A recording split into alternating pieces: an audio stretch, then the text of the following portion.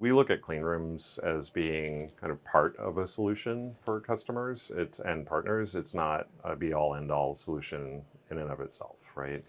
Some data, when you think about data collaboration or even connecting data across your own enterprise, across the silos of your enterprise, if you're a Disney, for example, you have a parks business, you have a streaming business, et cetera, in some cases, you want to protect and control, right, how that data is connected and who has access to it and what are the inputs that are actually considered in a clean room environment and what's actually allowed to come out the other side, right? And is it identifiable, personally identifiable, or is it aggregated? So we see that as an option essentially for anyone who wants to connect their own data across their own data estates, and certainly when you get into connecting data across different parties entirely, a publisher and a marketer, for example, right? How do you control the data collaboration that happens there? And then when you bring AI into the mix, it's a whole different ballgame, right? Because AI wants to be able to connect all the data that it possibly can and ingest that and build models and learn so that it can answer the questions and provide the insights you want about your data. And again, that's where clean rooms and other controls and governance around data collaboration just we think are so incredibly important. So where do you see AI agents going and sort of their impact and how you're facilitating it? Yeah, I think the evolution of AI agents is incredibly rapid, to say the least, right? And I like to distinguish between, I mean, there are agents that we are each starting to have of our own, right? Who we ask questions on a repeated basis.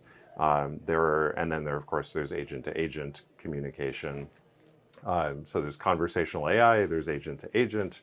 We have invested in something called Snowflake Intelligence, which is the conversational interface to talk to your data that's in Snowflake. But then the notion of having the ability for an agent to talk to another agent and actually connect data across your own data estates and other data, and actually even engage essentially apps on top of that data that can act on that data is just, I think, an enormous opportunity. Where does that stand? Where does that stand in the marketplace now? It's nascent. I think you're starting to see a lot of competition around even the protocols that enable agents to talk to each other in the context of commerce or ads, like AdCP, for example. Um, it's nascent to figure out exactly how agents will communicate with each other and exactly what they'll be allowed to do and what controls will be placed on it. But we're certainly enabling, as data infrastructure, the ability to interrogate data and get the insights out. And then I think the thing that's more nascent than even the conversational aspect and the insights gathering is activation, right, and execution on top of the data. So the agent to agent actually taking action. The difference between an agent, asking a publisher, asking a publisher's agent, what inventory do you have? What audiences do you have that might be, of interest to me, the marketer, versus actually then taking it a step further and having that agent execute the buy, right? We're at the former state, and that's still, I think, exploratory. We're certainly not quite at the latter state of agents being autonomous and executing. Tell us what composability means and what that ecosystem is looking like. Yeah, so the composable ecosystem that we talk about is it's about taking the data that you have and the data that others have that's relevant to your data and composing, right, that set of data together. It's about the next layer is the apps that I started to touch on, that almost like the apps on your phone, right? That you want to do certain things with the data that you have access to. So think of those as apps. And we have an app marketplace and we have a data marketplace. And then you can have a layer on top of that that is either a user interface or essentially an agent interface that can then interrogate the data and allow you to act on the data that you have. How you build the architecture that you need, the solution that you need out of the modules that make the most sense to you, whether those are data modules or application modules, or agents, frankly. So it's composing the solution we think is incredibly critical because the pace of evolution, especially with AI, you can't really keep up with. And if you're invested fully in an end-to-end monolithic solution, that can't innovate right as quickly as you can when you say, oh, there's a new capability that's that's come up or that's agentically enabled. I just want to plug that in. That you can do that if your solution is truly composable and you can bring that piece in, that app or that data that you need as a module.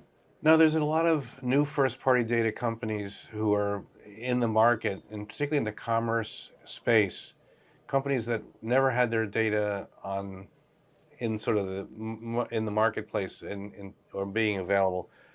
What do you see in terms of first-party data providers coming on board, and some best practices? And are they ready? How do they prepare?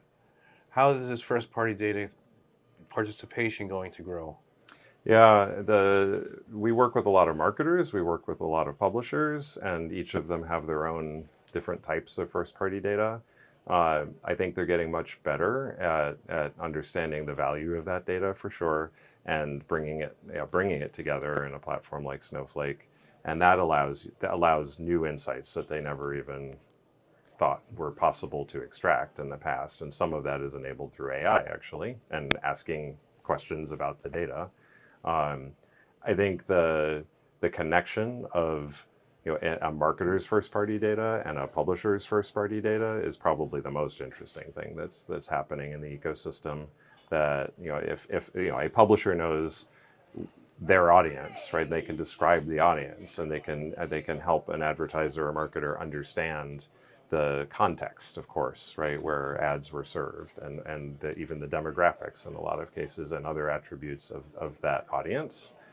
A marketer, of course, knows exactly what happened with the ad at the end of the day and did it produce the results it was intended to. Of course, historically, those two don't talk very much.